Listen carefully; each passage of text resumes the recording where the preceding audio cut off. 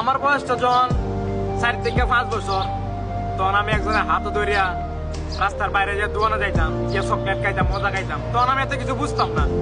যখন আমার বয়সটা আরেকটু বাড়লো, তখন দেখতাম একটা মানুষ আমার প্রচুর পরিমাণে কেয়ার করে, মা বাবা আত্মীয় স্বজনের বাইরেও একটা মানুষ আমার অনেক বেশি কেয়ার করে। আমি তখনও বুঝতাম না। যখন আমার বয়সটা 10 থেকে 12 বছর হইলো, তখন আমি একটু একটু ফিল করতে লাগলাম যে একটা মানুষ আমার নিঃস্বার্থ ভাবে সাপোর্ট দিয়ে যাইতেছে, একটা মানুষ আমার নিঃস্বার্থ ভাবে ভালোবাসে যাইতেছে। দেন আমি একটা সময় গিয়ে বুঝতে পারলাম যে মানুষটা আমার বড় ভাই। আসলে বড় ভাই এমন একটা জিনিস, আপনার জীবনে যদি বড় ভাই না থাকে তাইলে বুঝবেন আপনি বড় ভাইয়ের কি অভাব, আর যদি আপনার জীবনে একটা বড় ভাই থাকে তাইলে আপনি বুঝবেন যে বড় ভাইয়ের কি একটা প্রভাব।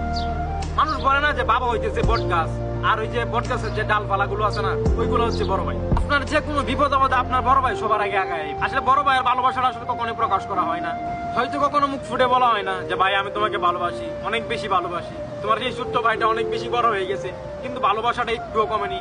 এভাবেই পাশে থেকো সারা জীবন, এভাবেই ভালোবেসে আঁকড়িয়ে থেকো সারা জীবন।